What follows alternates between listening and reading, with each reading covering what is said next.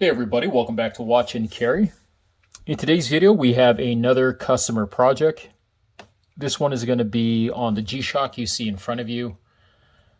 The model here on the case back is the GX-56BB.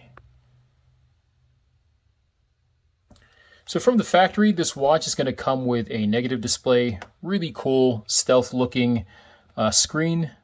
But the customer wants to add some color. In this case, he wants to put a green colored filter, specifically this one by Lee's, which is Fern green, onto the display to kind of have it contrast against the orange. So a pretty cool color combo, but it's impossible to do when you have a negative display just because the black background is not letting out enough light to give the impression of the green filter. So for example, here is a cutout version of that green filter. If I go ahead and hold this right over the negative display, you'll see that it's a little bit green, but it's more of like a muddy green. It's not very crisp and clear. So what we're going to do here is remove the module, take out the display, and then convert it to a positive display, which is where you have that gray or white background with the black numerals. And because the white background lets more light through, you can then put the green filter on top of that and give the desired effect. So he actually sent me two of these G-Shocks to do, and this is one that I just completed yesterday. So you can see here that I put this one in purple, but this one also started off like the one on the right with the negative display.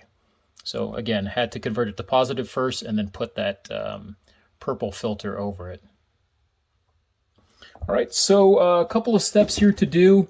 If you are used to working on the world times that I usually feature on this channel, some of the methods in those videos are going to be pretty similar, but the disassembly of the watch is a little bit trickier. But for the most part, I think if you have the basic materials that I will include in the description and you kind of go slow and watch this video, I feel like you should be good to go.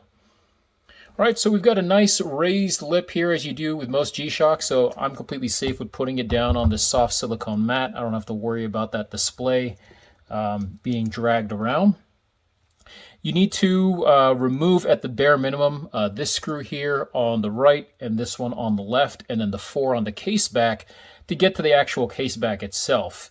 But for me, because these straps tend to kind of like close on each other, just makes working on the watch more difficult, I like to go the extra step and just remove the additional 4 screws for the strap. So that's what I'm going to show you right now. These are all going to take a Phillips. Usually the drivers you want to use for this are the size that you would usually use for servicing computers.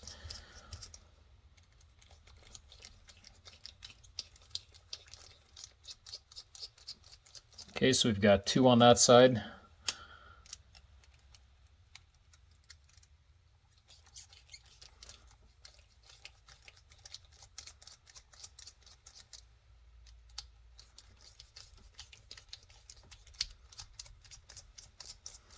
Okay, kind of like that. These are going to kind of stay in place.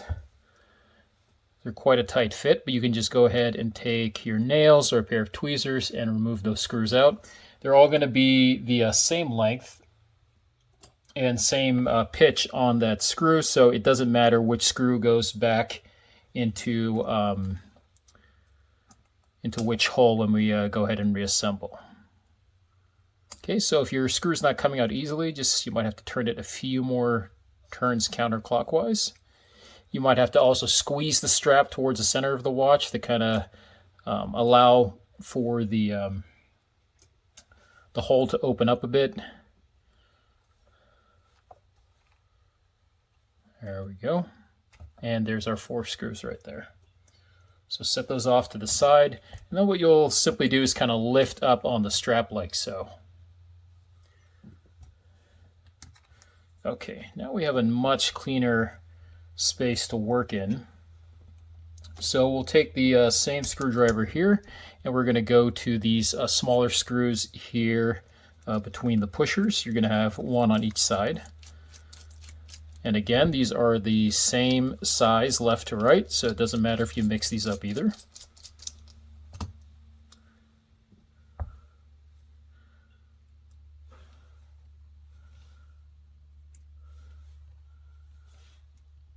Okay, and then lastly, you're going to have these 4 here on the back. And these will actually hold both the case back as well as this black shroud that's over it. And you'll see what I mean in a second here. This is also a good way if you want to just keep your G-Shock clean. This gap between the shroud and the case back is notorious for collecting gunk and sweat just because it's sitting on your wrist. So good time at this point if you're doing this project to give your case back a little bit of a clean. So we've got 1 screw here, and these are also unique, but again, all 4 of these are the same. So we don't have to worry about mixing up all these screws that we've taken off. Okay, so once you take that off, you can just kind of lift up here on the shroud, like so. That's that. And you can kind of see here that this watch has been well worn, so we have a little bit of gunk there that we can go ahead and clean up afterwards. Now, as I disassemble the watch, what I'm going to go ahead and do is just kind of set my parts up left to right for the most part, so that way when we reassemble, we're going to go in reverse, and it's going to be a little bit easier for you guys to visualize while following along with the video. Okay, so we'll take that off. We'll take this case back off. Okay, now the next part you're going to be getting here is this white part. So we're just going to lift up on that, and you'll notice that when we take that off, there's a little bit of a depression here. So it's important to realize that the depression is facing you when you take this off, and you have these 2 slots here that correspond to these 2 contacts right here, which makes it easy to figure out when reassembling. But the big thing here is that the white comes out first, and then you have the gray, because they both look the same shape, and when you reassemble, it can be a little bit tricky to figure out which one goes first. Now here with the gray, again, we were asymmetric with these cutouts, so it's pretty easy to figure out, like, I can't put it this way. I have to put it this way. Okay, so we'll just set that up here to the side. All right, and now you're getting down to your module. Well, let's get to that O-ring, actually.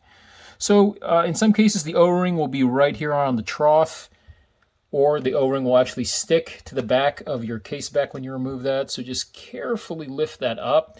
If the O-ring is sticking a little bit more firmly to the case back, don't yank on this, because even a small tug will stretch the O-ring, and then it will be quite hard to fit it back into its shaped trough, because it's for that specific size.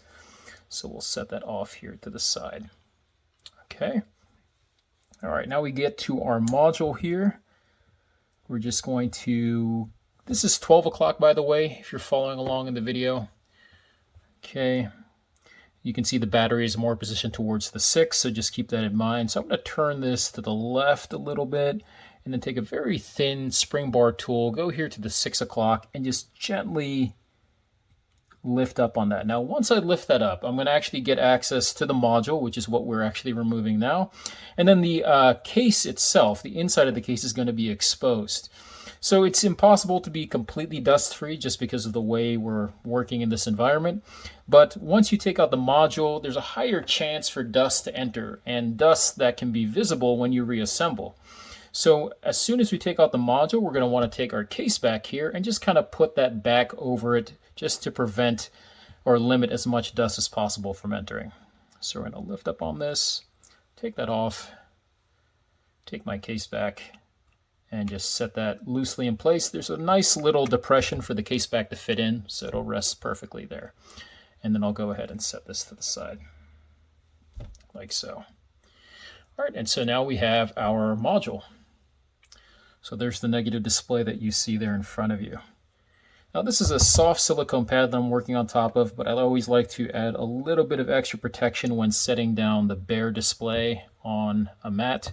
So I'm using a clean microfiber cloth here. Okay, so in terms of the module, let's angle this down just a bit. There we go. Okay, you can turn it to the side here, and you're going to notice there's several clips here on the side. So we've got one here.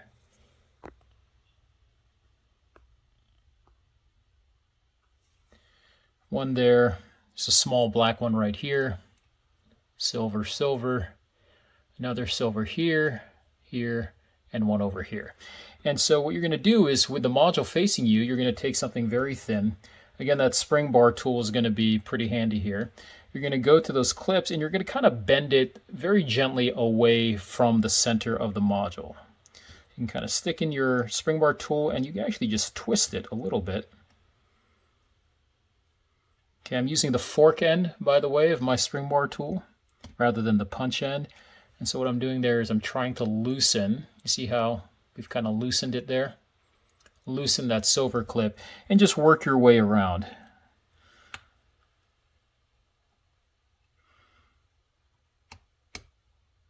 Sometimes those of you with longer nails can get by with that. Okay.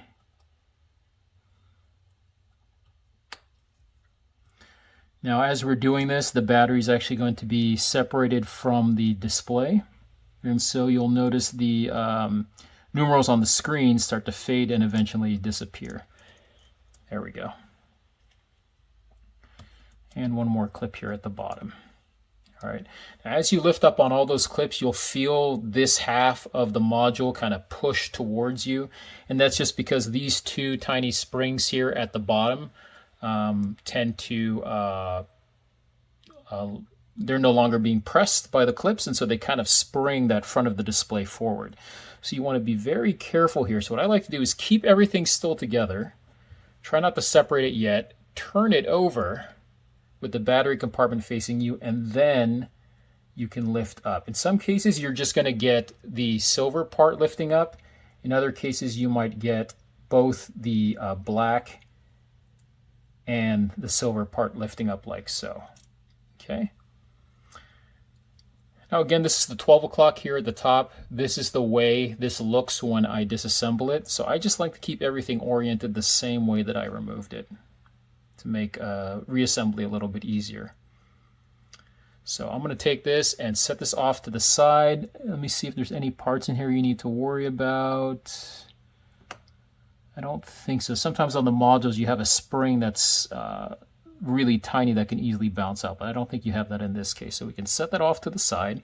You'll notice here that the contact is here a little bit more to the right. All right, and then we have this part. Again, trying to keep this upside down. We're going to carefully lift this up. You'll notice there's that rectangular part at the bottom, the 6 o'clock right there. So I'm going to position this to the side just like so. Okay, and let me zoom out really quick so you can kind of have a look at where we sit with our parts. All right, so try to have all of that lined up the same way. Okay, let's go back here. Now when it comes to this part, like I said, you have these two springs here at the bottom. Okay, there they are kind of poking through. So they're very loose. As you push on it with your finger, they're actually going to lift up. Now before you mess with those, I just want to point out a landmark here because these are notoriously fragile. So this tiny gold piece right here and that tiny gold piece right there, avoid touching that at all costs because they're very easy to break off of the plastic housing.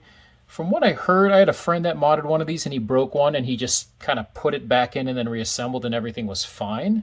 So I don't think it's a game over if you break that off. It just makes reassembly a little bit more difficult because now you have to really squeeze everything together to prevent them from falling off. So you can just avoid touching those, that's fine.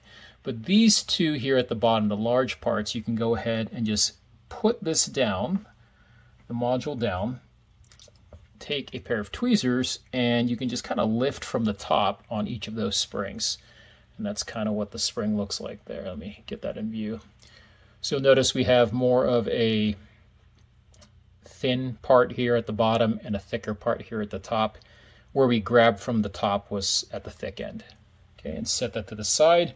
Probably a good idea to keep those with your screws.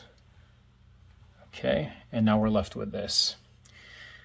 Now once you get to here, again, your landmarks will be these two gold contacts at the bottom. Opposite that, you're going to have, quite hard to see here with the camera, but there's going to be a small black post, so to speak, right here where my tweezer is and right over here. And so you're going to go back to your spring bar tool again. You can kind of just gently lift right around that area to kind of get this this black cage off. Okay, kind of put your tool there. Let me make sure I'm in view here.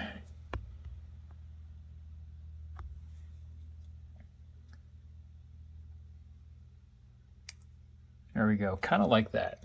Okay, and then once you have one end or both ends popped off, you can just carefully lift up on this.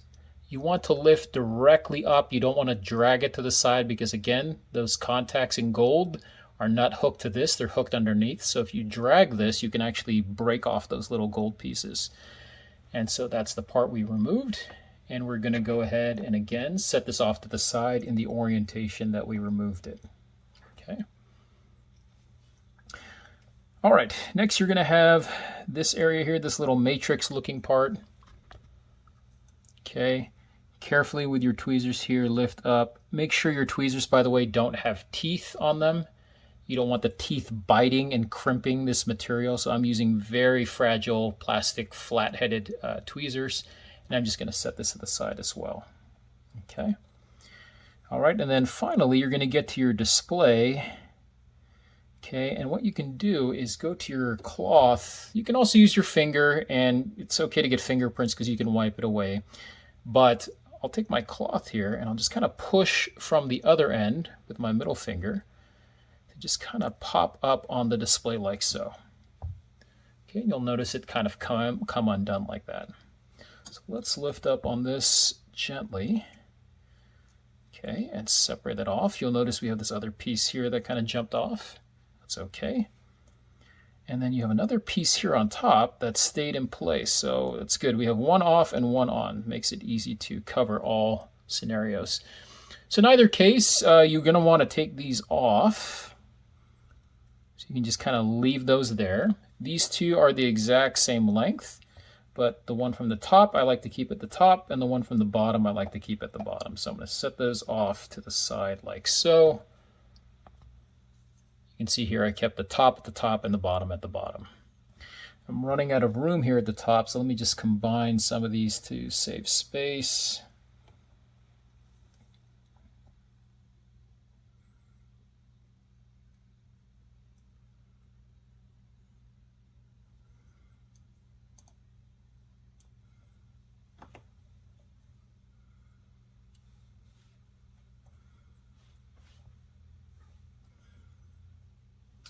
Okay.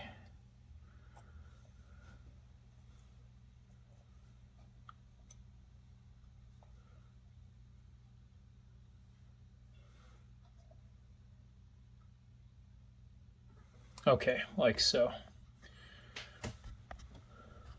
Okay, now you're going to have your cage here. Okay, oops. Here's your cage. You'll notice here at the bottom there's a big hole. That's your 6 o'clock. Okay, and if you turn it over, you'll notice there's more of a smooth finish here and more of a lighter color black and more of a darker color black over here. So this is the back, so we're going to set this off to the side as well.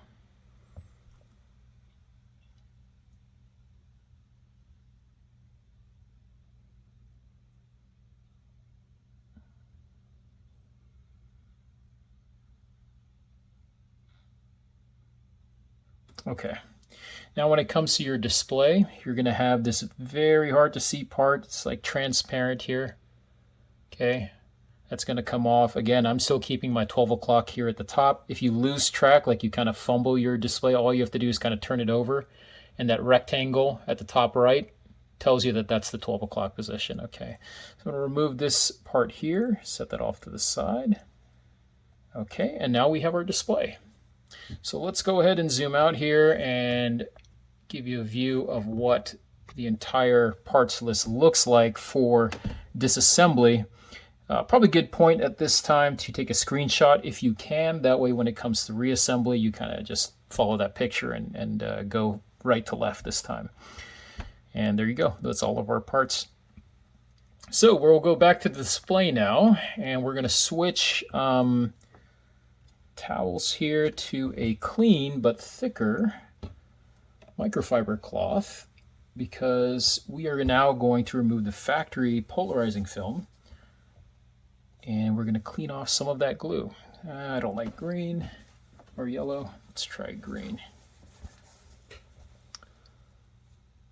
want something that gives you a little bit of contrast, but not too bright for the camera. I think green is pretty good. So this is a microfiber cloth. You can probably find these at your auto store. This is, I think, what a lot of people use to dry their cars. Obviously, you want one that has not been used for that, one that's specifically designed just for using on your watches. We're going to have a microfiber cloth here. We're also going to have a bowl here of Goo Gone usually, but I've actually been using Goof Off because I ran out of Goo Gone and I had this left and I wondered if this would work. And so far it's been working really, really well. So both of these are usually found in your hardware or grocery store. I just have a very deep bowl in here, and I just put a little bit here with a Q-tip in there. And then now we'll talk about quickly the display. So from the factory, the easiest way I can kind of explain the thing I'm holding here is you're holding something that's made up of 3 layers, and I'm going to represent those 3 layers with my right hand and my 3 fingers. So in this orientation, you can really only see 1 layer in front of you, and that's the polarizing film. So even from the factory, you have a polarizing film. Even if the watch is a gray background or a positive display, there's still a polarizing film on that. So if I turn this display over like this layer with my index finger on the right is going to represent the polarizing film. Okay, so why do you sometimes have a black background versus a white background? Or why do you have a negative versus a positive display? Really what's going to happen is it's going to determine on the orientation of your polarizing film. So if from the factory they decide to orient it one way, you're going to get this display on the left. If you take the same film, but you turn it 90 degrees to the left or to the right, you're going to get the inverted display or the gray background with the black numerals. The reverse is also true. If from the factory your background looks gray and you take that polarizing film and you orient it 90 degrees to the left or to the right, then you're going to get the inverse of that. You're going to have the black background or the negative display. So in this particular mod, what we're going to be doing is completely removing this factory polarizing film off. We're going to do that by applying a little bit of Goo Gone here because there's some glue that adheres these 2 layers together. The Goo Gone will loosen that glue. Then we're going to take a guitar pick, kind of run it through the entire way to completely remove it. Then we're going to grab a brand new polarizing film from Amazon, which I ordered, put that here, and then change the orientation 90 degrees to the left or to the right to make this look like a positive display. At this point, some people ask, why can't you just use the same factory polarizing film and just turn it 90 degrees to the left or to the right? Well, you'll see that you can't do that with this. The left to right distance is much longer than the up and down distance. So if I was to turn this way, you can see that we would have overlapping film here at the top and the bottom, and we wouldn't be able to cover here on the left or the right. If you're working on a digital watch that has a completely symmetric display like a circle or a true square with equal length sides, you also cannot simply remove that polarizing film and turn it 90 degrees because that glue that sticks these 2 layers together is so sticky that it makes the polarizing film you remove really cloudy and dirty and basically unusable. So that's why we have to use a brand new film. Lastly, even though it doesn't really pertain to this mod, if let's say this was a positive display and I wanted to make it negative, some people say, why can't you just leave the display the way it is, take polarizing film and put that polarizing film on top of the factory polarizing film and just change the orientation 90 degrees? It won't work. You have to remove the factory first and then put the new one on. And I cover that in some of my other videos. And then lastly, the other question I have people say is, what if you put colored filters over a negative display? Well, that's a really good question, because if you could do that, there's no need to remove this, right? Well, let me take a very easy to see colored filter here, like pink. Okay, so you can see pink here. I'm going to put this underneath the pink. And you can see here that over here, the pink is quite obvious, right? When you have the white background, right? That's kind of like a positive display. But over the black background, the pink is quite hard to notice. If you rotate it a little bit, you can kind of see it, but it's more of like a muddyish pink.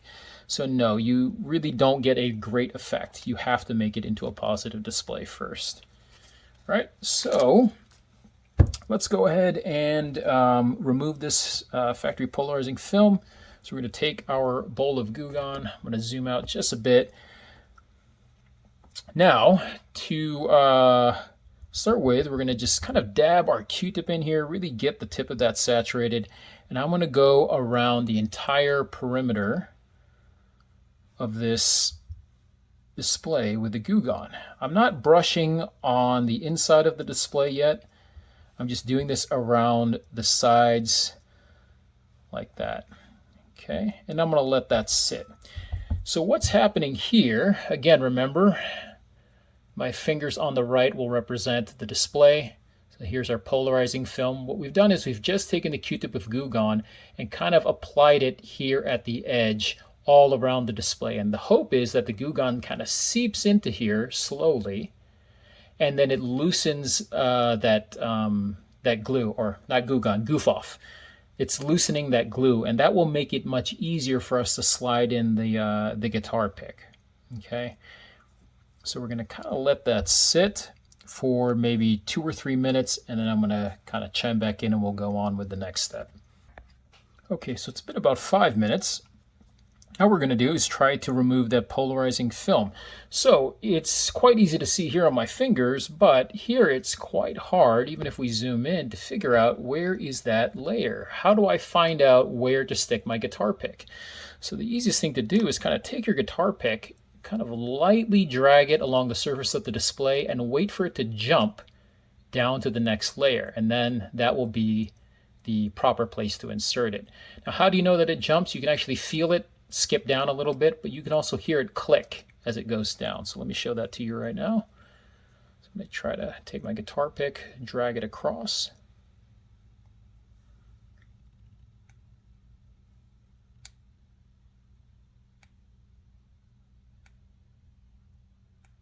Okay, so hopefully you guys can hear that.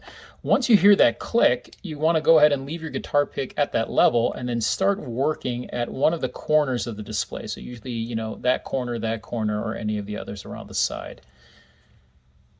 Doesn't really matter where you start.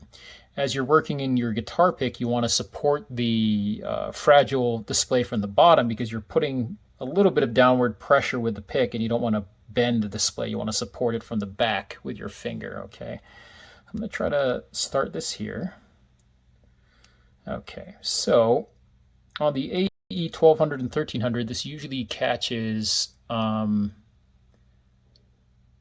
pretty easily, but it's not doing it here. So what you can do is take your blade here and carefully find that same level where you had the pick jump down to, and just slowly move it towards the center of the module, just like a millimeter or so.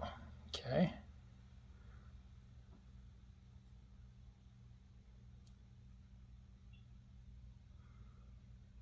Okay, you want to be very delicate. What I'm doing here is I'm not pushing the blade towards the display. I'm pushing my left hand towards the blade, so that way I don't accidentally skip with the blade and cut my finger.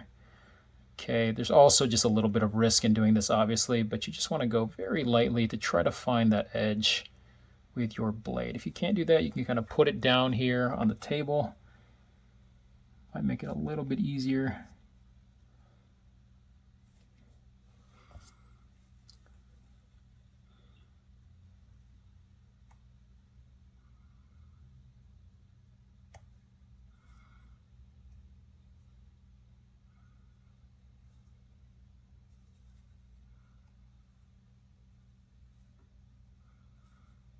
Okay, so hopefully you guys can see that.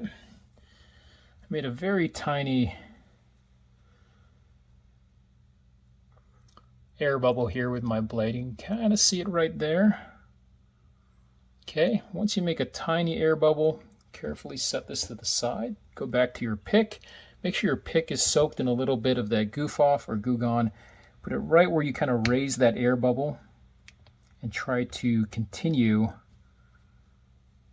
its separation, like so. All right.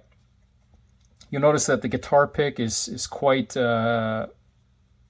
round, so it makes for a really good tool to do this project rather than using a blade all the way across, and then obviously much safer. Okay, so I'm just kind of rocking it back and forth. Okay, and I like to go with all the corners first. Okay.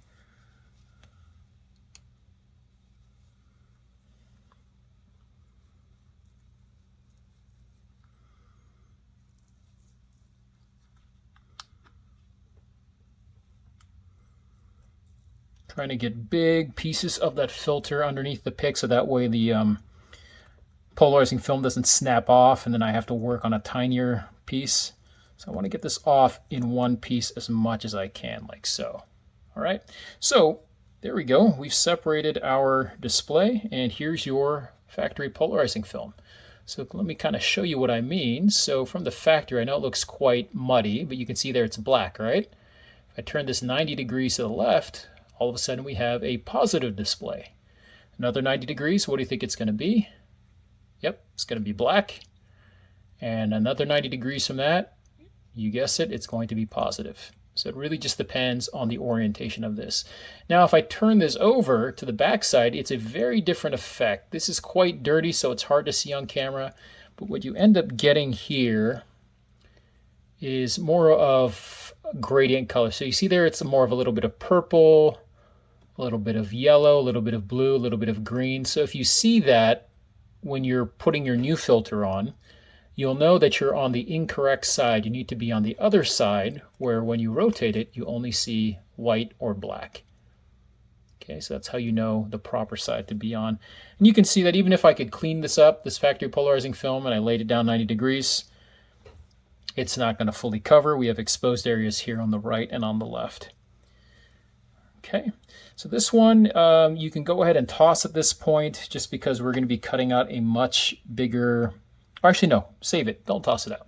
We're going to use this to trace our new film so that we get one that's the exact size that we removed. So we'll kind of dry this off for now. Okay, set this off to the side. Now we're going to go back here to our display. Lots of glue here that we got to clean up first. Go back to your goof off or your Goo Gone. Saturate the tip of that Q-tip, and we're not going to rub yet. We're just going to dab that liquid all the way over. Be very generous here. Put it all over the front of that. And again, that's just going to help to loosen the glue, which makes our task of having to wipe it away with the towel a little bit easier.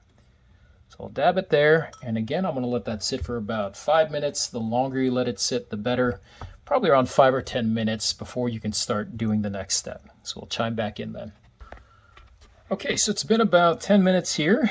We're going to go back to our Q-tip that has Goo Gone on it, or goof off, and just hold the Q-tip at a 45-degree angle. You don't want to hold it directly over because you're going to end up grinding this hard part of the Q-tip down into the fragile display. So holding it at an angle kind of disperses that pressure a little bit more. And we're just going to lightly start making some circles here to loosen that glue. Okay. You'll notice you'll have a bigger piece of glue here at the bottom and sometimes at the top. That's actually a little strip of adhesive that was used to hold this white piece that we removed from before. But that is completely fine. That's okay to remove. Okay, once you see a lot of clumps start to happen, you'll notice a lot of the glue kind of clumps together. Once you have a lot of clumps together, you can kind of brush them towards one side of the display. So here I'm brushing it to the bottom. Okay, and then I'm going to take my towel and kind of wipe top to bottom to brush that glue off, like so. Okay, every time you do this, you might have to shift to a new part of your towel to get to a clean part. Okay, so notice as I'm rubbing here, you don't really hear anything, okay? And that's because there's still a lot of residue left in there. At some point, we're going to soak this again.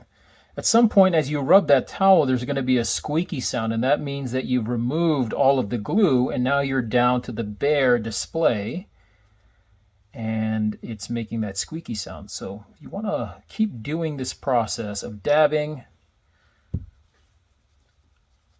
doing these motions with the Q-tip, and then wiping away with your towel. You want to keep doing that till you start hearing that squeaky sound. Okay, so I'm wiping here. I'm going to kind of rotate the display and then wipe up for the other half of it.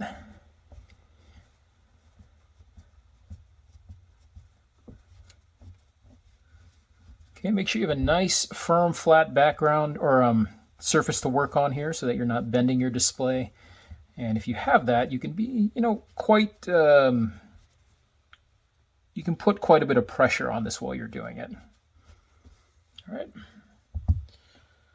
So do this over and over again.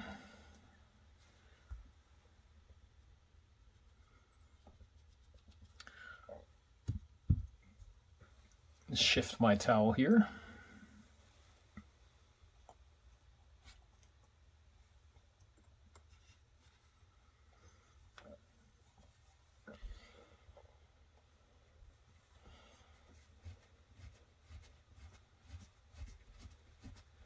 Okay, if you have a nice work light, it helps to kind of shine it on the display.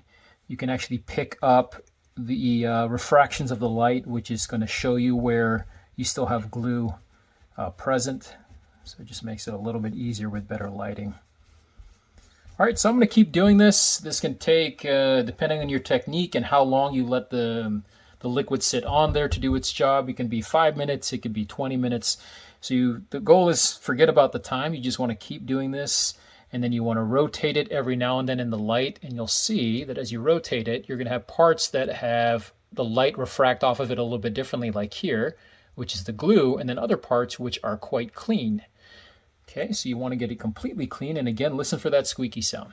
All right, so I'm going to pause the video here and chime back in. Okay, so I think I'm almost done here. Let me do one more pass here to kind of show you that sound I'm talking about. Change your Q-tips, by the way, once the end starts to get worn. So usually about 2 or 3 for this project. Using both sides should be more than enough. Okay, so there you can hear that squeaky sound.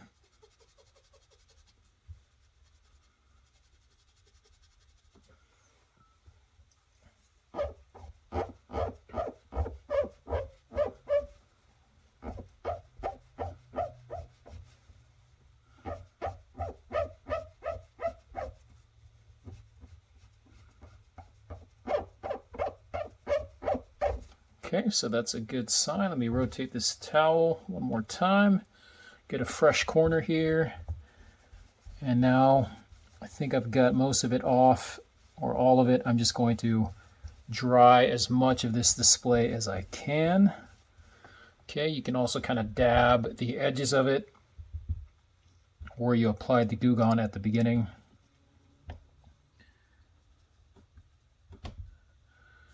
Okay, you can wipe the back a little bit.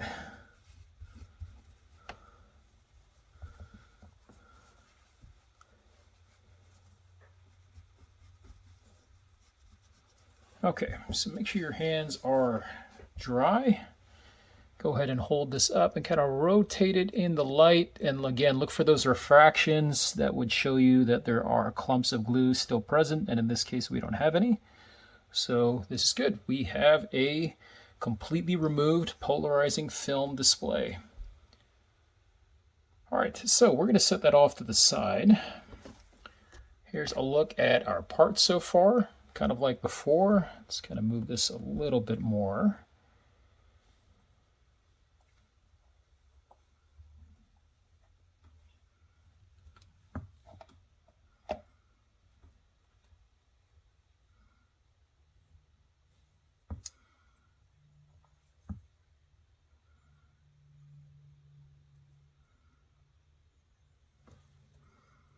Okay, and now we're going to clean up our hands. Make sure you use some soap to get that liquid off, and then we're going to move to tracing our polarizing film. Okay, so this is polarizing film. Basically the same material that we just removed off. Okay, and this particular one is non-adhesive. I'm going to put a link to where I ordered this off Amazon. Because it's Amazon, that seller may or may not still have it available, but here is a description you can put in the search bar. If you can't find this exact one, just search for linear polarizing film. This particular one is non-adhesive. So what does that mean? Well, when you have the polarizing film, it's usually going to come with 3 layers. So this is actually made up of 3 layers. Again, 3 layers. Not the 3 layers of the watch, but what you're going to have is the polarizing film in the middle. You're going to have a protective backing on the top and a protective backing on the bottom, kind of like a sticker. Now, if you buy the adhesive version, one side of the polarizing film is going to be sticky. The other end is going to be not sticky. This is non-adhesive, which means both sides of that polarizing film are not sticky. So once you peel off the protective layer here and here, you're left with something that's not sticky, but will be your replacement for the display. So again, now we need to trace it, but first we need to figure out what side to be on. So we covered this briefly earlier. Let's zoom in again. So we're going to take our bare display here. Okay, we're going to put our film over it, and we're going to kind of rotate this in the light. So we get black, and then we turn it 90 degrees this way, we get white, and then black again. So that looks like the right side. Now let me flip this over. I'm going to flip this over, and let's do the same thing again. Now what do we get? Well, we get some crazy grading colors, some yellows, some purples, some greens. So that is the incorrect side. So we need to be on the other side. So now that you've determined the correct side to be on, where do we go? Do we go this way? Do we go this way? Do we go this way? So if you were going to be making a negative display, like let's say your watch came with a positive display, you want to get the blackest black you can, set it there, and then trace that shape. In this case, we're going for a positive display. So we want to get as white a background as we can. So we're going to turn it this way. Okay, so if I turn it a little bit this way, it gets too dark. This way gets a little bit too dark, but here seems to be the brightest. Okay, so now that I kind of know where to cut from, I like to kind of go from the corners and work my way inside, so that way I don't waste as much of this polarizing film. So we want to go ahead and just cover enough of that display. So let's zoom in again. So I'm taking my film, putting it right over with the film on top, and then I'm going to kind of trace on the polarizing film itself. So that, I think, is just about enough space so I can use up that little corner there. Just make sure. No, it's just a little bit shy, so I can't use that. So let's go a little bit lower down here. Okay. And there's a little crease here, so I want to avoid creases. Sometimes when these ship, they are not well protected. So you want to be delicate with this film. So I'm going to kind of lay that down like that. I think that looks pretty good. Okay, and again, remember we have a protective layer on our polarizing film, so it's okay to write on top of it because it's going to get peeled away anyway. So I'm going to take a thin Sharpie here, and then I'm going to outline the exact shape of that display.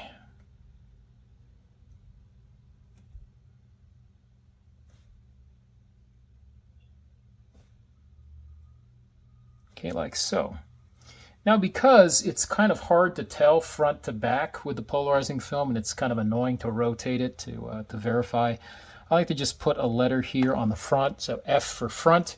And so when that F faces me, if it's in the correct orientation, then I know that this is the front of the film. Okay. So now that we have that set, we can set our display to the side and we can cut this out. So just take a pair of scissors here.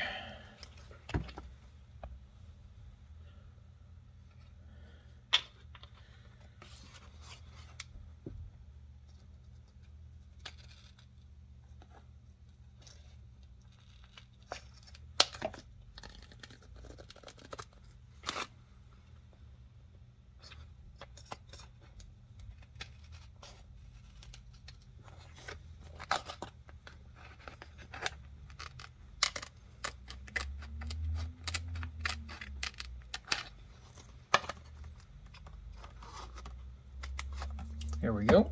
And then carefully set your film off to the side. Okay, now we're going to trim this a little bit to get it to the correct dimensions. So I want to trim off as much of that Sharpie as possible, but not too much. Okay.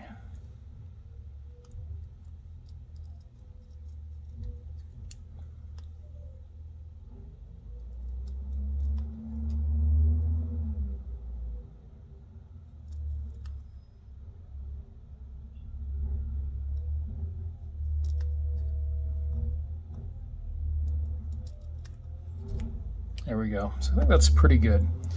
Okay, let's go ahead and just clean up some of these bits and pieces real quick. The thinner your scissors, the better. So if those of you who have arts and crafts scissors, they may or may not work. The ones for sewing usually are pretty good. If you have like a multi-tool, like a Swiss Army knife, those are really great to use.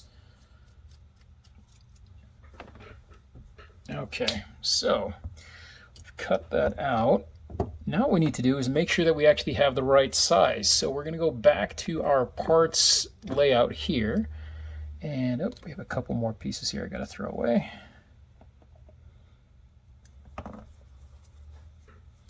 We're going to go ahead and take this black part here. Okay. Be very careful with the filter, by the way. You want to avoid touching the front, even though it has the protective layer, because your nails can actually scratch that all the way down to the actual filter. All right, so we're going to take our little black cage here. Make sure you have that circle here at the bottom. We're going to take this. Now, because we have the F here, okay, F stands for front, which means that this actually is going to be facing down, because when it's reassembled, the F will be facing your face, right? So we're going to put this down into here and see if it fits. Okay, you might have to lightly tap it in, but then you can lift up here on the cage and take a look here. So you want to make sure that you have it mostly covered here in the corners, left to right, up to down, even here on those diagonal bits. Okay. You also want to make sure that this is not too large, because if it's too large and you put the display back during reassembly, you're actually going to cause the polarizing film to bend and possibly crease, and then it won't look good when you reassemble this. Okay, so let me just kind of manipulate this a bit. Yeah, I think that looks pretty good. Okay, so now that I know I have the right size here, I'm going to go ahead and take this out again. Okay. I'm going to lay my cage down, and now we're actually going to get into reassembly of the watch. For the most part, we still have to do our filter, but we'll get to that later. So we're going to just reassemble the module outside of the case for now. So to do this, take your black cage, make sure that circle's at the bottom. Take your polarizing film, make sure that F is actually oriented this way. Okay, and I'm going to peel the front first of the film. This can be a little bit tricky to get. Okay, and you don't want to touch the layer underneath it with your fingers, because then you'll put a fingerprint on there. So I'm going to set that off to the side. So the back part that's facing you now still has the protective layer. So now we can remove the back part as well. Set that off to the side. And then carefully lay this filter down into the little black cage right there. Okay, now lightly on the corners, just kind of press this in just to make sure that it's situated perfectly. And there you go. Okay, next we're going to basically just work our way from right to left. So let's zoom in, not too much. So we're going to take our display here. Okay, you want to first look down here at the bottom. Make sure you don't have any dust particles facing you right now. It's okay if we get dust on the other side, because we can always take care of that later. But the layer that's facing you right now, you want to make sure that you don't have any dust particles that you can see. And we're going to go to our display, make sure there aren't any visible dust particles. If you do, you can use something like an air blaster to kind of slowly clean the display away from your work area. Okay, And then you'll see here that as we reassemble this, I have the top right rectangle right there. You see that? There's that rectangle in the top right corner. So I'm going to take this,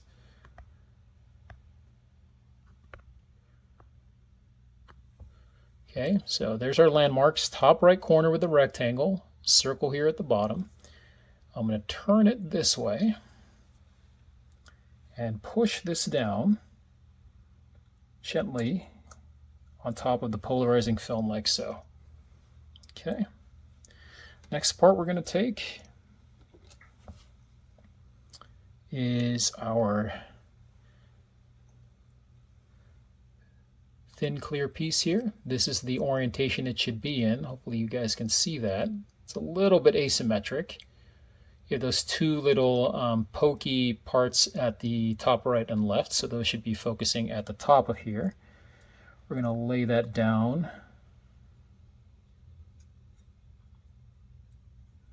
on top and lightly press that in. Okay. Now, on our parts bench, we've got these two white strips here, but I'm actually going to skip that, and I'm going to go to the green first. Again, be careful not to touch those gold contacts at the bottom. We're going to take this part and insert that here like so, with the gold parts facing the 6 o'clock, and gently push that in. Then we're going to take our black cage here. You'll see that we have these little holes here more towards the bottom. Those holes are where your gold contacts are going to go inside of. Carefully land that on top. And once you feel that they've kind of gone through, you can kind of push and apply a little bit more pressure than before. I like to apply pressure in the corners right here, which is where we kind of used our spring bar tool at the beginning to pry it away. So I put a little bit of pressure there, and then I like to go to the left and to the right also. You can hear it click into place. I put a little bit of pressure.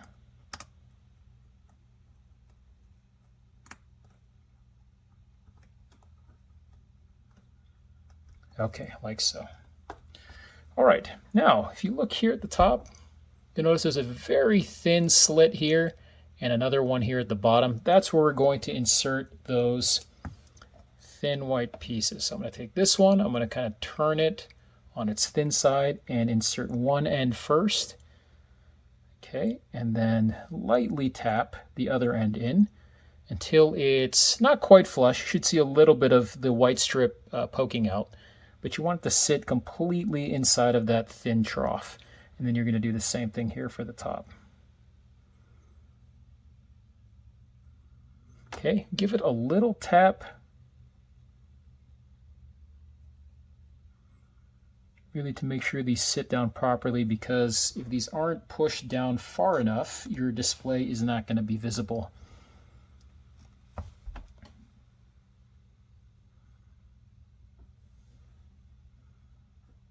So here I'm using a silicone tipped Q-tip or toothpick just to kind of push that down. Okay, next we're going to grab our board here. This is the orientation it should be in. Okay, I'm going to position that here at the bottom. It's a little piece of plastic from when we cut. Just throw that away. Okay, and that just kind of sits. You'll notice that there's a tooth here and a tooth here that kind of poke up from the bottom, and that kind of holds the board in its orientation. Okay.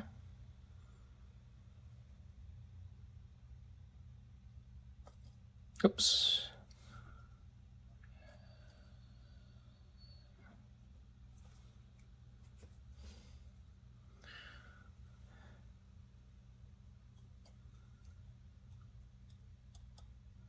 Okay.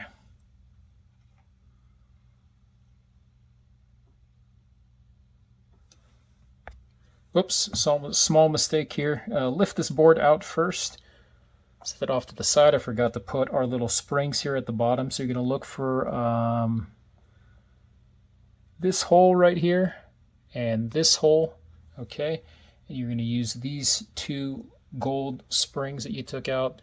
Okay, you're going to want to insert the thin end into the hole and grab it by the thick part. So I'm going to grab it here going to go down here and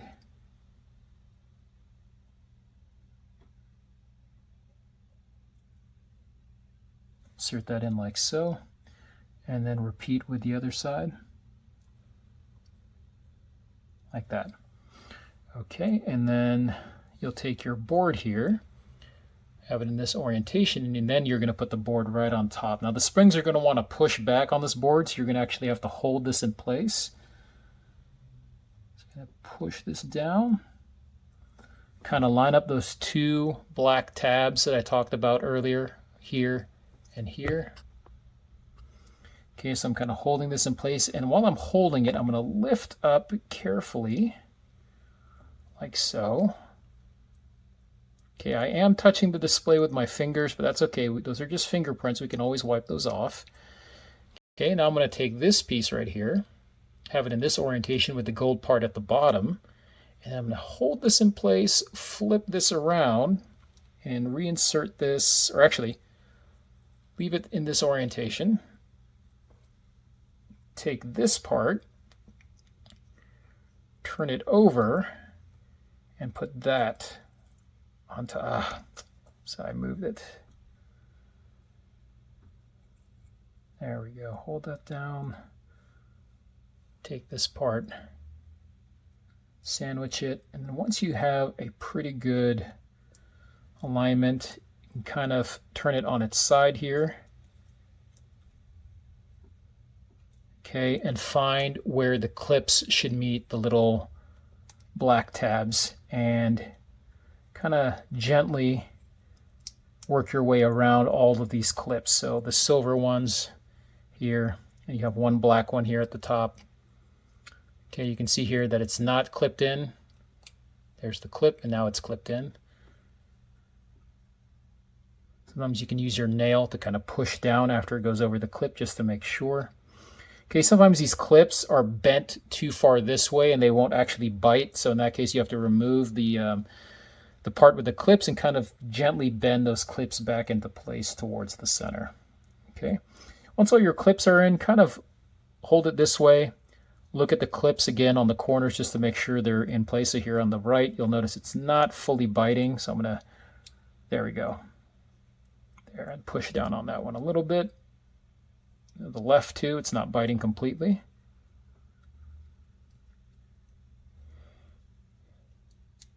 There we go. And that's pretty good. Okay, now what we're going to do is go to the back here and take a paper clip, and I like to have one end bent a little bit longer than the other.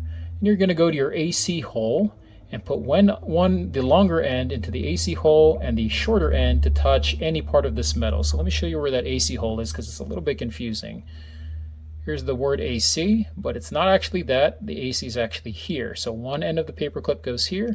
The other end can touch anywhere else that's metal. Okay. So one end there, then I'll touch the metal here at the top. And then when I turn this over, it should do an all clear, that's what AC stands for, and set back to 12 a.m. And there you go, we set it back. And you want to do this every time you do this mod, and every time you do a battery change, you want to do that all clear. All right, so there we go. Now we have our factory positive display, so everything looks good. Okay. All right, so we can go ahead and set that off to the side. You have now at this point just done the bulk of this project. So, congrats on making it this far.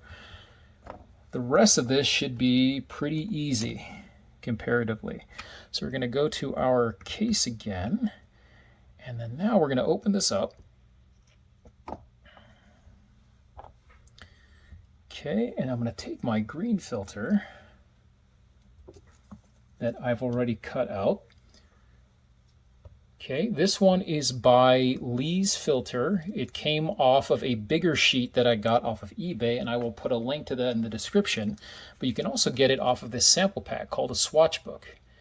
This one I don't have a link for because I bought this used off eBay, but if you search eBay for Lee Filter Swatchbook, hopefully you'll be able to find one. Okay, so here's our colored filter, and what I'm trying to do here is cover this whole area with the green. So I kind of want to put it over and measure it, or put it over, trace it, and then cut it out. Now this is a little bit dusty, so before I even put it over off camera, I'm just going to gently use my air blaster here to blast away any dust away from my work area, so that way it doesn't fall into the case itself.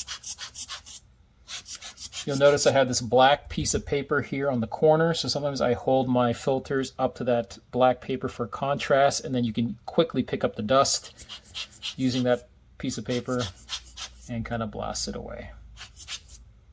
Okay, so that's pretty good. So now I'm going to put this back over here, like so. Kind of hold it over. You want to cut out your filter enough to at least cover that circle, okay? I'll take a Sharpie. Again, a fine tip Sharpie works best. I'm going to hold the filter gently in one place and just crudely try to trace the inner part now of the housing of the case. So you can see where the inside of that case kind of sits all the way at the deep end. Try to trace that shape as best as you can with your Sharpie. It might look a little bit crude, your lines may not look clean, but that really doesn't matter because we're going to cut those away anyways. You just want to get the general shape. All right, so once you have that, let's take this out, set this to the side, and we're going to put our case back over it again to cover it up like before, so kind of like that. Okay, now we have our very, very rough shape here. We're going to cut along that line that we just made.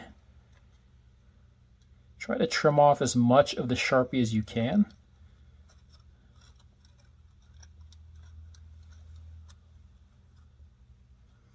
And try to limit touching the center of the filter with your finger. So try to just hold it at either the edges or by the parts of the filter that you're going to discard.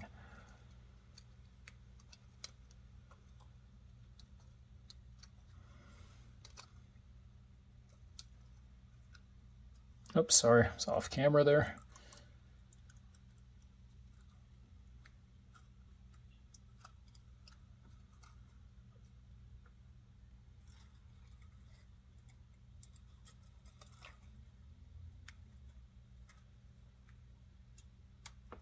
Okay, you can throw away the rest of that.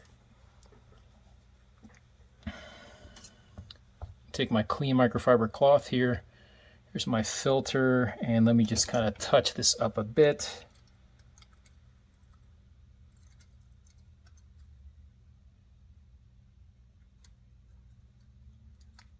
So I'm just holding it by the sides. If you have nitrile gloves, that probably is best. Okay, like so. All right.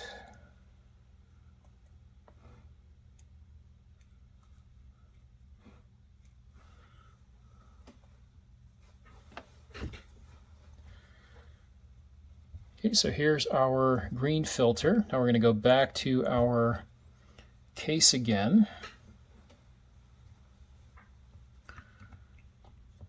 Take that off. Again, take our filter and off camera, just lightly blast again any dust that might be on here before setting it inside the case. And just kind of position it. A little bit of dust there.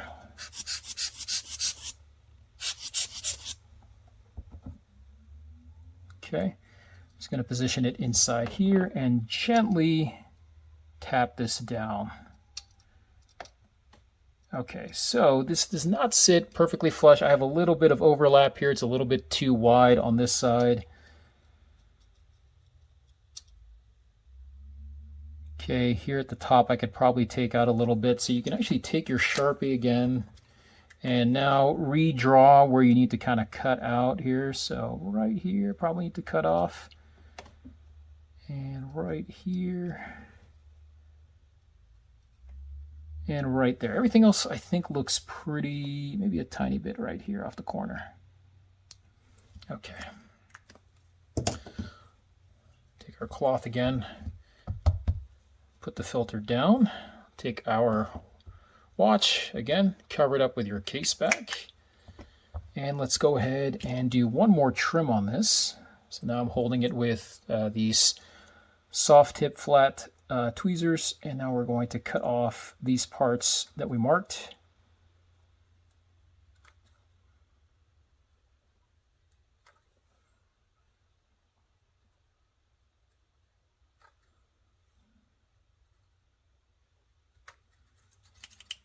Okay.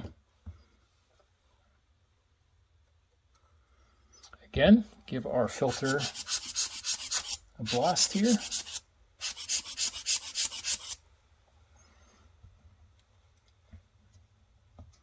Go back to our watch, set it inside, and let's try it again this time.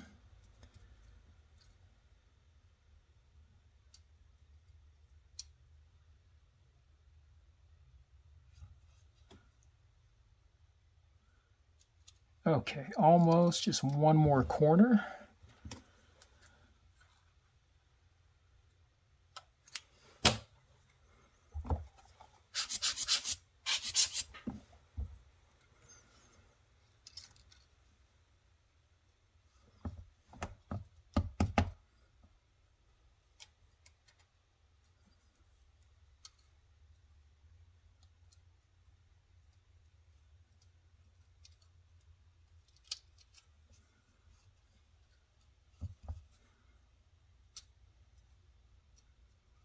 Okay, and there we go.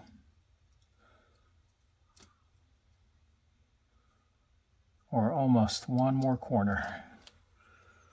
There's a little bit of just trial and error here that you have to do. Some people are much better at measuring the first time than I am, so they'll get this right away.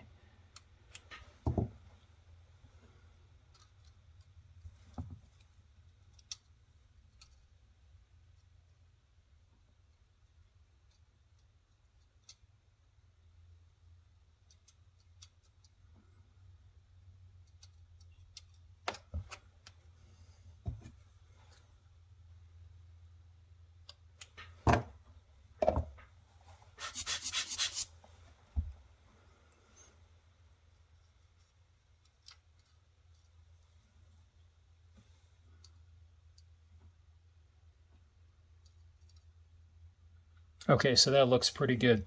So in this case, we're only doing one filter, and we've kind of filled out, a majority of the bottom of that case.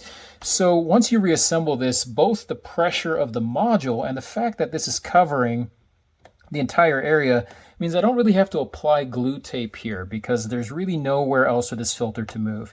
If I was only covering maybe the top half with green and the bottom with a different color, then I would have to use glue tape because then the filter would have more space to move. But in this case, there's no need to use glue tape. Whenever possible, I like to use less materials because the more layers you add to the watch, the more that the filter will bend a little bit because of the added pressure. So if we can avoid that by not putting any glue tape in there, I think that would be best. So we're going to move this filter kind of up and down, check for play left and right, and make sure that we don't have a lot of play. You also see here the openings in the windows, okay? You want to make sure that your filter completely goes beyond that cutout, so that way when you reassemble the watch, if you were to turn the watch to the side, you won't see any bare display underneath. So we really want that filter to be much larger than the actual cutouts. So that looks pretty good. So now we can go ahead and take this off again. And then now I'm going to wipe the filter down with the cloth that you have here, just to take off any possible fingerprints that might be on there. So I'm going to move that here and take this cloth and just gently wipe away. Again, try to keep the filter flat on the work surface so that you don't accidentally bend it, because it doesn't take a lot to put a crease in this. Okay, then we'll rotate this And do it to the same side, or the other side.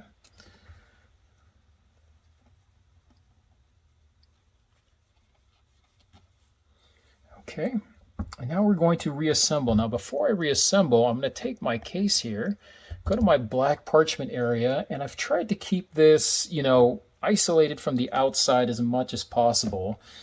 But I really want to double check against my black paper here to make sure I don't have any dust on the inside of the case, because if I do, at this point I can take my blaster and get it out of there. So dust on the outside of the glass is not a big deal. I'm looking for the inside. So the inside actually looks great, so I don't have to worry about that.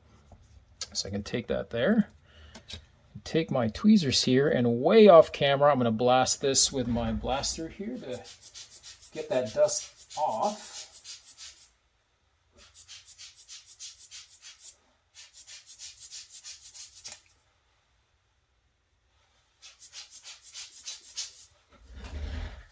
Okay, let me put this watch case. Let's cover this back up because I have a little bit of dust here.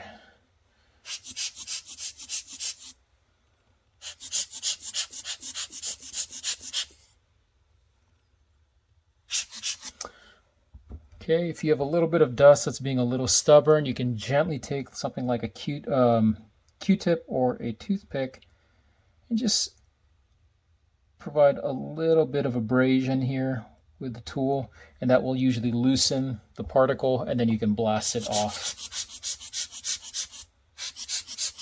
Okay, check for any fingerprints that you might have at this point, and that looks good. So now we'll go back to our case here. Put our filter in. Okay, get it situated properly. Make sure that it's not hanging off any of the borders there. That looks good. Then we're going to take a look at our pushers here, the inside. You want to go ahead and lightly push in this direction on your pusher just to make sure that it's giving clearance for the module. Most of these are spring activated, so it's not a big deal. So once we do that, then we can take our module, give this a blast. Okay, and you'll notice here at the bottom we have these two circles. I actually should have mentioned this before. When you cut out your filter, and I think I forgot to do that here, you want to give clearance for those two springs to go through. I think I have enough room, but yeah, there we go. I have enough room. So I should have mentioned that before. Make sure you leave a little bit of room here at the bottom that is not covered by filter so that these two springs can go all the way through. Okay, so we're going to take our piece here, turn it to the upside down, and carefully put that in like so. It should slide perfectly. Go ahead and put a little bit of pressure here with your finger, and then we're going to go to each of these contacts here and kind of push them inside. 1, 2, 3, and then 4. Okay, and go ahead and push the buttons. These are quite stiff, but push the buttons to make sure that they're actually making contact properly. 2, 3, and then 4. All right, now we're going to turn this over and kind of look at our work here. I have a little bit of dust on the surface of this watch. Okay, but the inside looks pretty good. So there we go. That is our filter. All right, so now that we are done with that, we can kind of turn the filter left, right, up, and down.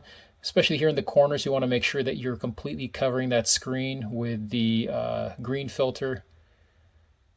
Okay. Check for any dust, check for any fingerprints. Once that's done, turn this back over. Now we're going to go back to finish our reassembly. So again, we're working left to right here. So you take your O-ring, hold this up. If there's a little bit of a glisten like you see here in the light, that means it's been well lubricated. If not, then you want to take a little bit of 100% silicone oil and use that.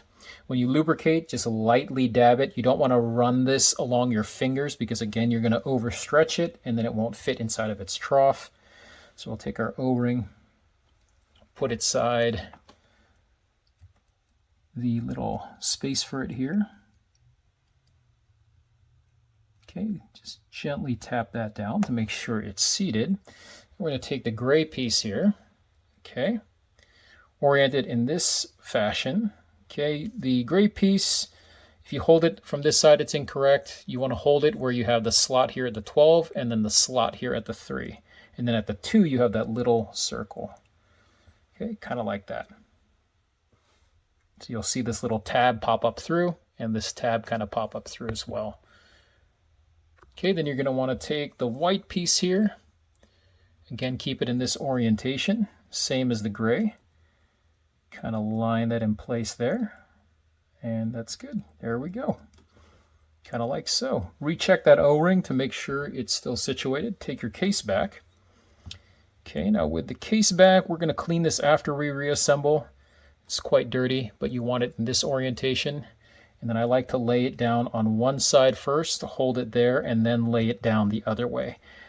I think that's a little bit better than shuffling it all over to find where it sits, because as you shuffle it, you're going to actually roll over that O-ring and you might loosen it from its track, which will compromise the water resistance integrity.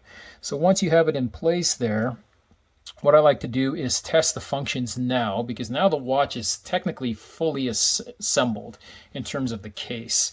So start with the bottom left button. I want to first, number one, hear a sound. If I don't hear a sound, that means I didn't put the parts in the correct orientation. Let's go to stopwatch here. We can now test the bottom right and then top left. And then let's do the backlight, which is the top right button.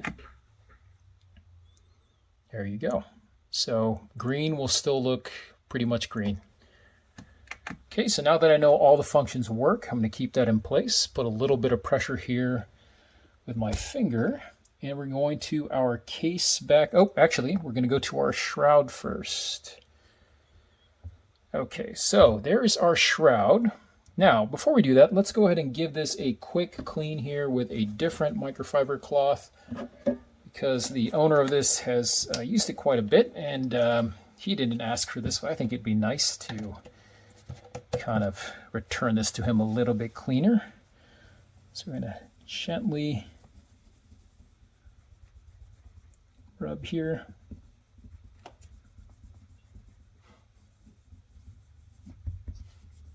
And I'm just using alcohol on this cloth right now. You don't want to use water, obviously. You want to use alcohol. This alcohol is safe on electronics, like that. Okay, then we'll take his case back here. Now this, I don't like to use alcohol on because these are usually dyed in colors. And so alcohol tends to fade that color. This is stainless steel, so that's why it doesn't matter there. So if you want to clean this one is pretty clean. But if you have some gunk here, that's where I would wash this separately, using just soap and water, and then let it dry before reassembly. Okay, so the case back is still loose here. You're going to actually put this back in. It doesn't matter if it's this way or if it's this way, it's all the same. You have a little bit of a space here on the left and on the right, which is where you want to put this tongue. Slide that through. And then make sure it lines up with those holes at the top and the bottom. Okay. Once it slides through, you can take your four smallest screws.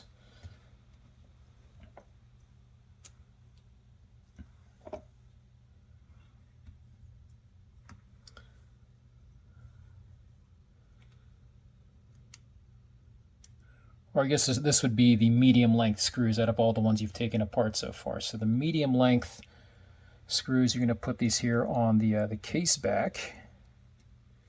Okay, once you got those in, just screw it back into place.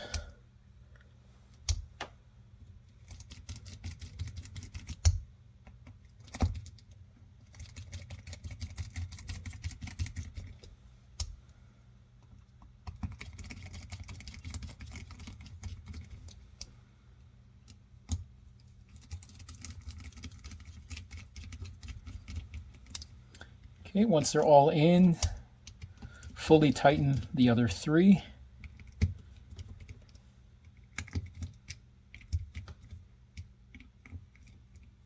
Okay, and that looks pretty good. Let's go to these screws next here. Now these will be the smallest screws. It's probably easier to just do one at a time here.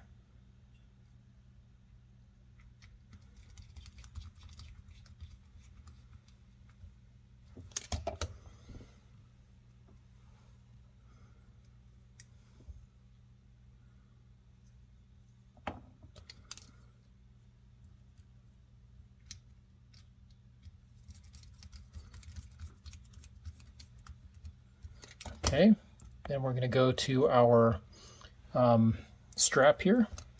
Again, if this is dirty, this one's pretty clean. You can just wash this with soap and water separately and have it dry first. Okay, orient your case in this way where the GShock is looking like this. The longer end is going to go to the right. Okay, and the shorter end is going to go to the left. So you have this little slot here that you're going to slide down in, kind of push it down like so. All right, then we're going to focus on 1/2 first. So take your 4 longest screws and insert those in. And then I just loosely tighten it for now because I'm still trying to keep it aligned. If it doesn't sit all the way in, you might have to manipulate the strap a bit and then push down on that screw. Okay, let's do the other side here.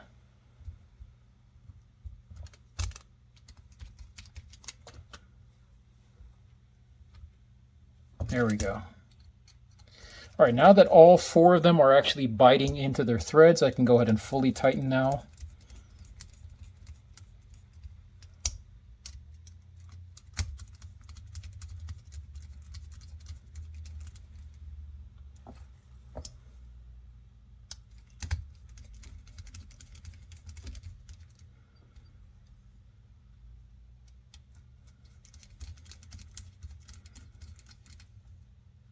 And there we go. Let's get our watch all set up again so that I can show it to you.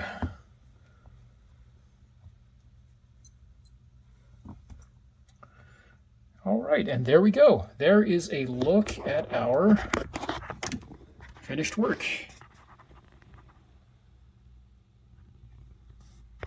So a little bit of dust on the outside of that glass that I need to clean. But overall, very cool looking colors here. The customer wanted this green on the orange. And again, this is the Fern green by Lease Filter, which I think is probably their best of the green because it really pops quite well. Okay, let's give you guys a wrist shot. And I'll take off this one. So this is another modified Casio I'm wearing today. This is an AE 1500, I believe. I have a separate video on how to make this one if you want to watch that.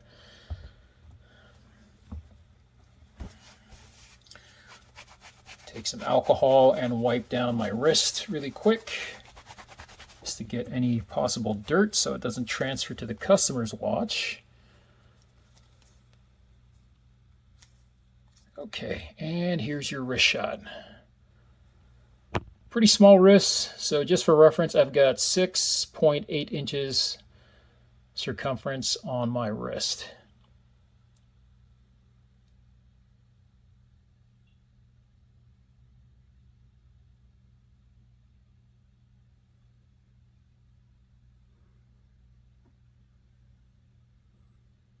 And a little bit of dust I still need to clean on the customer's display because these are a little bit stuck on there. But overall, pretty happy. Yeah. All right, guys, so that'll do it for today's video. Hopefully you found this helpful. A little bit trickier than doing these mods on a AE 1200 world time, but overall, not impossible to do. Pretty straightforward. And again, if you have this Swatchbook, lots of different color options that you can switch out with your GShock if you want to change up the look every now and then. Again, I will put as many of the materials as I can in the description. Some of those links might change, especially the ones from Amazon where sellers are always coming and going. So if you don't find it there, just type in a similar description to search for it. The hardest thing, again, that you're going to try to find is this filter, the Swatchbook. So again, just search on eBay. Some other options you can look for are, I think, Roscoe, R-O-S-C-U-E. I think they have a filter pack as well, but any kind of transparent filming camera filters is what you want to use. And then if you find a color you like, you can order bigger sheets from the link below from an eBay seller where they sell these massive, I think it's like 2 foot by 3 foot inch sheets of these individual colors. All right, guys, thanks for sticking with it today. And for if you haven't already, I'd appreciate it if you could follow my Instagram in the description and follow this channel. Any questions, please put them down below. And as always, have fun, and I will see you guys on the next one.